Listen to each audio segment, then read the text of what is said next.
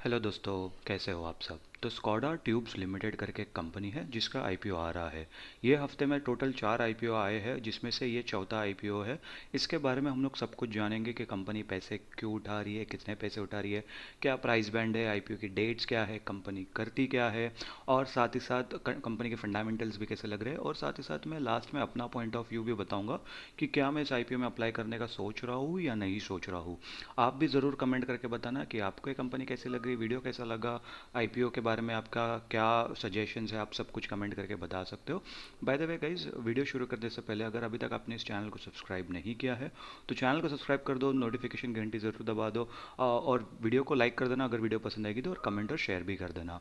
और चलिए गाइज, बिना कोई देरी के वीडियो शुरू करते हैं। वीडियो में आगे बढ़ने से पहले मैं आप लोगों को बता देता हूँ, मेरा नाम है प्रशांत, आप देख रहे हैं इमर्जिंग बुल्स, और इस वीडियो में हम लोग करेंगे स्कॉडा ट्यूब्स लिमिटेड का आईपीओ एनालिसिस। तो चलिए सबसे पहले हम लोग आईपीओ की डेट्स देख लेते हैं। अगर हम लोग आईपीओ की डेट्स देखेंगे तो आईपीओ शुरू होगा वेंसडे को 28 तारीख को, और उसके बाद 30 तारीख तक चलेगा।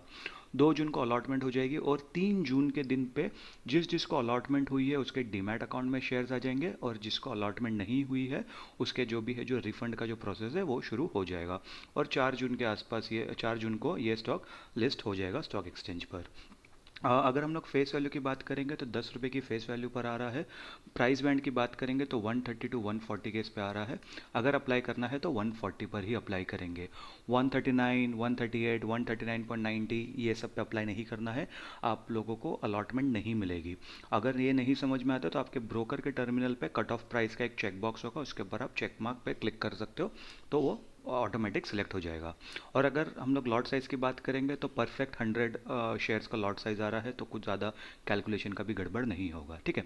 अगर हम लोग इशू साइज़ की बात करेंगे तो 220 करोड़ का इशू है, और पूरा का पूरा 100% ये कंपनी के पास जा रहा है। कोई भी प्रमोटर इसके अंदर अपने शेयर्स नहीं बेच रहा है।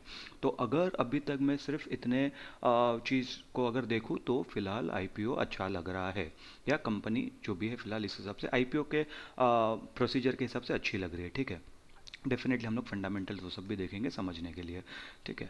अभी अगर हम लोग शेयर होल्डर कोटा की बात कर लेते, सॉरी, जो कैटेगरी कोटा की बात कर लेते हैं, तो क्यूआईबी को मिला है 50%, रिटेल के पास 35% और एचएनआई के पास 15% है। अगर हम लोग रिटेल कैटेगरी में अप्लाई करना है तो 1,96,000 के हिसाब से आपका 14 लॉट का प्राइस हो जाएगा, तो आप रिटेल कैटेगरी में रहोगे। जैसे ही आपका एप्लीकेशन 2 लाख के ऊपर हो जाएगा, 2 लाख के ऊपर हो जाएगा, तो वैसे ही आप एचएनआई कैटेगरी में आ जाओगे, ठीक है। अभी एचएनआई कैटेगरी या रिटेल कैटेगरी में किसी में भी आपको कोई भी डॉक्यूमेंटेशन देने की ज़रूरत नहीं है। कोई भी लॉक इन पीरियड नहीं होता। जैसे ही स्टॉक एक्सचेंज पे स्टॉक लिस्ट हो जाएगा उसके नेक्स्ट मिनट आप जाके स्टॉक शेयर कर सकते, सेल कर सकते हो। अगर आपको आधा सेल करना है तो आधा करो, या पूरा सेल करना है पूरा करो, वो आपके ऊपर है, ठीक है। प्रमोटर के पास अभी तक पूरा 100% शेयर्स है, और उसके बाद ऑब्वियसली शेयर होल्डिंग के बाद मतलब आईपीओ आने के बाद ये 75% के नीचे हो जाना चाहिए, क्योंकि जो सेबी की गाइडलाइंस है वो भी मेट होनी चाहिए, ठीक है। चलिए कंपनी के बारे में जान लेते हैं। अभी कंपनी 2008 में इनकॉर्पोरेट हुई थी, यानी कि आज से 17-18 साल पहले, ठीक है। अभी ये क्या करती है, मैन्युफैक्चरर है of stainless steel tubes and pipes, ठीक है। ट्यूब्स और पाइप्स में लोग करते हैं। अभी company products are broadly categorise into 2 types, seamless tubes and pipes, welded tubes and pipes, ठीक है। सीमलेस मतलब कैसा, एक ही लंबा पाइप है, और वेल्डेड मतलब छोटे छोटे पाइप को लोग ने जोड़ दिया। जैसे मान लो ये एक सीमलेस ट्यूब हो गया, ठीक है। वेल्डेड कैसा हो गया, मुझे इतना ही लंबा चाहिए, लेकिन इधर एक ये है और इधर एक दूसरा है, और उसके बीच में इधर एक वेल्डिंग है, ठीक है। वैसा उसका सिंपल सा मतलब होता है, ठीक है। These are further divided into 5 products line, stainless steel seamless pipe, stainless steel seamless pipe, tube sorry, और फिर उसके बाद सीमलेस यू ट्यूब्स, फिर उसके बाद इंस्ट्रूमेंटेशन ट्यूब्स, और welded tubes and you tubes, ठीक है। तो ये लोग के और मतलब प्रोडक्ट और कैटेगरेशन है ब्रॉडर लेवल पे, सीमलेस ट्यूब्स और वेल्डेड ट्यूब्स और पाइप्स में ही ये लोग का वो है, बट उसके अंदर भी और मतलब थोड़े बहुत डिफरेंसेस है। The company markets it's product under the brand name of Skoda tubes limited. Customers include engineering companies, EPC, engineering procurement and construction firms, industrial companies across sectors such as oil and gas, chemical, fertilizers, powers, pharmaceuticals, automotives, railways and transportation, ठीक है। तो मैंने अभी प्रोस्टाम का भी मैंने वो बताया था, कुछ दिन पहले, कल या परसों मैंने एनालिसिस डाला था उसका। तो उसके अंदर भी मैंने बताया था कि ऐसे ही ये ऐसी जो कंपनीज होती है ना, जो इतने अलग अलग सेक्टर में काम करती है, तो बहुत एक अच्छा बेनिफिट ये होता है कि मान लो कल को ऑयल एंड गैस में अगर कुछ दिक्कत आ गई तो बाकी सारे सेक्टर्स आपको संभाल लेंगे, या अगर कल को फार्मा में कुछ दिक्कत आ गई तो बाकी बाकी सारे सेक्टर्स आपको संभाल लेंगे। तो इसके अंदर कैसे, अगर आप सिर्फ एक ही सेक्टर से डील कर दो, मतलब आपका जो कस्टमर है वो एक ही इंडस्ट्री को बिलोंग करता है, तो अगर उस इंडस्ट्री में अगर कोई दिक्कत आ गई ना, तो आपका धंधा भी ठप होने की पॉसिबिलिटी है, आपको भी कहीं ना कहीं दिक्कत आ सकती है। तो ये चीज़ थोड़ी सी अच्छी हो जाती है ऐसे इसमें, मतलब ऐसे मार्केट में, क्योंकि इसमें आपका जो कस्टमर रेंज है वो काफ़ी ज़्यादा डाइवर्स है। ठीक है।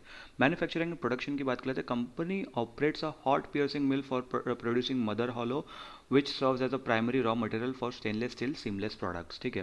मैन्युफैक्चरिंग फैसिलिटी ये अहमदाबाद मेहसाना हाईवे पे है, रायपुर में, मेहसाना गुजरात में, राजपुर मेहसाना गुजरात में। ठीक है। अगर हम लोग को कुछ और डिटेल्स की बात कर लेते हैं, मार्केट प्रेजेंस की बात कर लेते हैं। बाय द वे, अगर आप देखो कि कितना अच्छे तरीके से, मतलब वो कैटेगरी, मतलब जो भी इन्फॉर्मेशन है कितने अच्छे तरीके से लिस्ट हुआ हुआ है।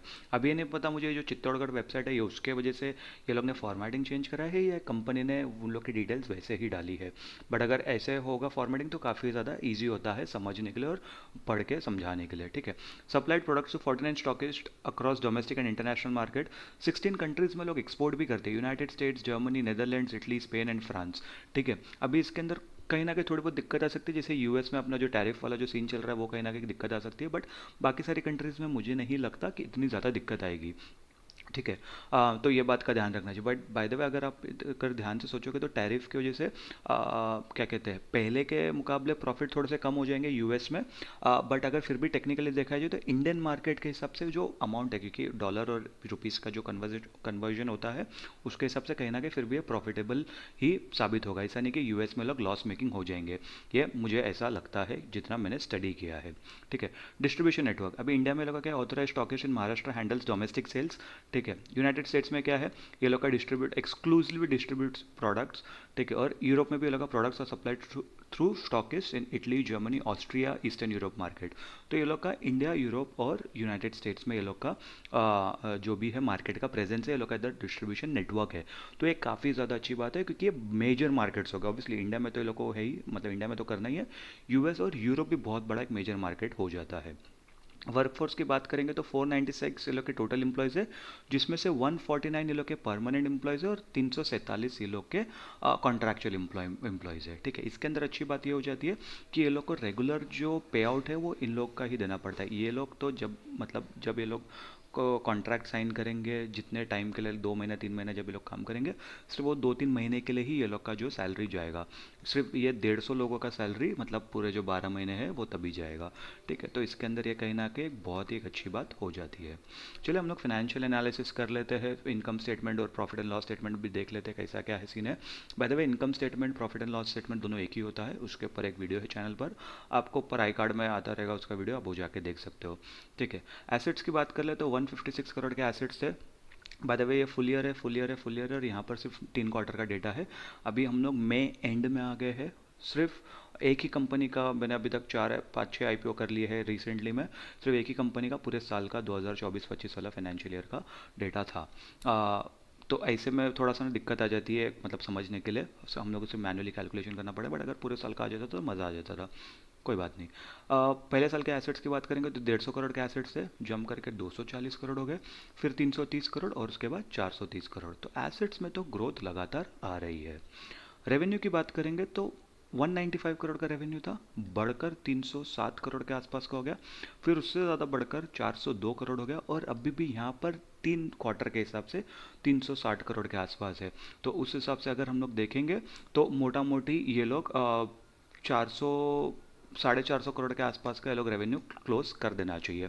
ठीक है। मतलब 450 भी नहीं, एक्चुअली 480 करोड़, क्योंकि एक क्वार्टर में लोग 120 करोड़ के आसपास निकाल पा रहे, तो 480 करोड़ के आसपास, 500 करोड़ के आसपास ये लोग रेवेन्यू क्लोज करना चाहिए। अभी अगर हम लोग प्रॉफिट आफ्टर टैक्स की बात करेंगे तो लगभग 200 करोड़ पे 1.64 करोड़ का प्रॉफिट है, बहुत ही ज़्यादा कम है, मतलब प्रॉफिट मार्जिन बहुत ही ज़्यादा कम है। यहाँ पर अगर हम लोग देखेंगे 308 करोड़ पे 10.5 करोड़ है, 402 करोड़ पे 18 करोड़ है, यहाँ पर 360 करोड़ पे लगभग 25 करोड़ का प्रॉफिट है। तो अगर हम लोग 500 करोड़ की सेल की बात कर रहे हैं, उसके ऊपर मेरे हिसाब से लोग 33 करोड़ के आसपास का प्रॉफिट लोग निकाल पाएंगे, जो कि अगर हम लोग देखें तो मोटा मोटी 5-6% के आसपास का प्रॉफिट यहाँ पर बनते आ रहा है, प्रॉफिट मार्जिन यहाँ पर बनते हुए आ रहा है। लेकिन अच्छी बात यह है, अगर आप यहाँ पर देखोगे, पहले 300 करोड़ पे 10 करोड़ कमा रहे थे, फिर 400 करोड़ पे 18 करोड़ कमा रहे हैं, अभी 350 करोड़ है, इन दोनों के बीच का है, बट फिर भी 25 करोड़ के आसपास कमा रहे हैं, तो प्रॉफिट मार्जिन डेफिनेटली बढ़ता हुआ नज़र आ रहा है। ठीक है, यहाँ पर कुछ 3% के आसपास है, यहाँ पर 4% है, अभी यहाँ पर 5 से 6% के बीच में आ रहा है, तो ये कहीं ना कहीं एक अच्छी बात हो जाती है। रिजर्व्स की बात करेंगे तो लगभग 34 करोड़ के रिजर्व्स है, फिर बढ़कर 44 हो गए, फिर 62 हो गए, और अभी लगभग 100 करोड़ के आसपास के रिजर्व्स है। बोरोइंग्स की बात करेंगे तो यहाँ पर थोड़ा सा बोरोइंग्स में डामाडोल है। पहले 110 करोड़ के थे, फिर 140 हो गए, फिर 202 करोड़ है, और अभी यहाँ पर 50 लाख कम हो गए हैं, फिर भी 202 करोड़ के ही बोरोइंग्स है। तो अगर रिजर्व्स और बोरोइंग के हिसाब से, डेट टू इक्विटी रेशियो के हिसाब से अगर हम लोग देखेंगे, by the way debt to equity ratio के ऊपर भी एक वीडियो है चैनल पर, आप वो जाके देख सकते हो।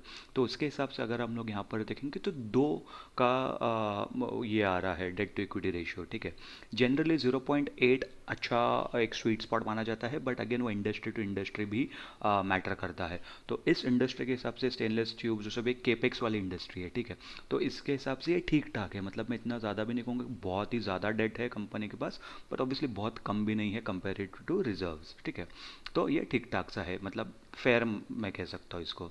आर और आर की बात कर लेते हैं, तो आर तो बहुत ही बढ़िया है, 28.77 काफ़ी ज़्यादा अच्छा है, और आर भी लगभग 16% का है, बहुत ही ज़्यादा अच्छा है। आर और आर अगर आप में से किसी को भी समझ में नहीं आता है, तो ये रेशियोज अच्छे होने चाहिए, 20 प्लस 15 प्लस ऐसे होने चाहिए, तो ज़्यादा एक अच्छा, मतलब इससे कंपनी की एफिशिएंसी समझ में आती है, कितने अच्छे तरीके से कंपनी काम करती है।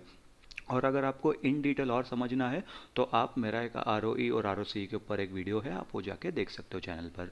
अभी अगर हम लोग यहाँ पैट मार्जिन की बात करेंगे, जैसा मैंने कहा था कि 5.5-6% के आसपास है। अभी अगर ये पैट मार्जिन है, ये पिछले साल का डेटा का है, क्योंकि ये साल का तो अभी तक पूरा ये आया नहीं ना, तो ये जो साल था ना 2024 वाला, इस साल का डेटा है वो, तो उस हिसाब से 4.5% है। बट अगर जब ये मार्च का अगर हम लोग कैलकुलेट ऐड कर देंगे, मतलब मार्च वाले क्वार्टर का, तो उसके बाद कहीं ना कहीं ये 5.5% के आसपास हो जाना चाहिए। और ये B2B बिजनेस में, मैंने हमेशा कहा, B2B बिजनेस में 4 से 6% का ही यूजुअली पैट मार्जिन निकलता है। उसके ऊपर आ रहा है तो वो आपका बोनस समझिए। ठीक है, वैसा है। अभी चलिए कंपनी पैसे क्यों उठा रही है यहाँ पर जान लेते हैं।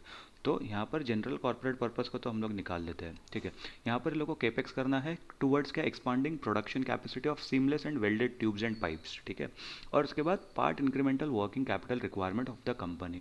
तो मतलब दो चीज़ के लिए वे लोग को जनरली पैसा चाहिए, एक तो कंपनी के रोज़मर्रा के जो भी खर्चे आते हैं उसके लिए थोड़ा सा ये लोग को पैसे चाहिए, और दूसरा ये लोग को और भी ये लोग का प्रोडक्शन सप्लाई बढ़ाना है, जो कि अगेन काफ़ी ज़्यादा अच्छी बात है। अभी 220 करोड़ रुपए मांग रहे हैं इसमें से। ठीक है, 220 करोड़ में से मान लो 100 120 करोड़ ये लोग को वर्किंग कैपिटल के लिए चाहिए, और बाकी जो 100 करोड़ 80 करोड़ जो भी बचेंगे वो ये लोग को एक्सपेंशन के लिए चाहिए। अच्छी बात है, क्योंकि इससे क्या हो जाएगा, एसेट्स लोग बढ़ जाएंगे, क्योंकि कम नई मतलब और एक प्रोडक्शन फैसिलिटी डाल रहे हैं, उसको एक्सपांड कर रहे हैं, तो एसेट्स लोग के बढ़ जाएंगे, और जितने लोग का प्रोडक्शन कैपेसिटी बढ़ेगा उतने लोग के ऑर्डर फुलफिल भी करने की पॉसिबिलिटी होगी ना। मतलब मान लो कि अभी ये लोग को 500 करोड़ के ऑर्डर आते हैं, बट ये लोग का जो कैपेसिटी वही 300 करोड़ का है, तो लोग 500 करोड़ का ऑर्डर फुलफिल नहीं कर पाएंगे, समझ रहे हैं। अगर लेकिन कल को ये लोग के कैपेसिटी 500 करोड़ का हो गया और ये लोग को ऑर्डर भी 500 करोड़ के आ रहे हैं, तो ये लोग ये फुलफिल कर सकते हैं, और उससे लोग का रेवेन्यू बढ़ेगा, प्रॉफिट आफ्टर टैक्स भी बढ़ेगा, और फिर धीरे धीरे ये लोग, मतलब जो बोरोइंग्स है लोग वो भी कम कर सकते हैं। ठीक है, और जैसे कि मैंने कहा कि ये इंडस्ट्री, ये सेक्टर के हिसाब से बोरोइंग्स इतनी ज़्यादा भी नहीं है, ठीक ठाक सी बोरोइंग है। ठीक है, तो डेफिनेटली ये कंपनी में इन्वेस्ट कर सकते हैं, ऐसा नहीं कि नहीं कर सकते हैं, बट जैसा कि मैं यूजुअली मेरा रहता है कि 2 3 4 लॉट से मैं इन्वेस्ट करने का सोचूंगा, और वैसा तो फिलहाल मैं इतना मेरा वो नहीं है। मैं अगर अप्लाई करने का सोचूंगा तो भी एक लॉट, ज़्यादा से ज़्यादा अगर अप्लाई किया तो एक लॉट से अप्लाई करूँगा, और उसके बाद धीरे धीरे जैसा 1 2 क्वार्टर, मतलब लिस्ट होने के बाद 1 2 क्वार्टर के रिजल्ट सब आएंगे, अच्छा लगेगा तो मैं धीरे धीरे अपने पोर्टफोलियो में इसको डाल सकता हूँ। बाय द वे आप ज़रूर कमेंट करके बताना कि आपको क्या लग रहा है, कंपनी इन्वेस्टेबल है नहीं है, मतलब अप्लाई करना चाहिए नहीं करना चाहिए, आप क्या करोगे, वो सब कुछ कमेंट करके ज़रूर बता देना। वीडियो अगर अच्छी लगी तो वीडियो को लाइक कर देना, चैनल को सब्सक्राइब कर देना, नोटिफिकेशन घंटी ज़रूर दबा देना, और अपने दोस्तों को, रिलेटिव्स के वीडियो शेयर कर देना। मैं मिलता हूँ आपसे अगले वीडियो में, तब तक के लिए गुड बाय।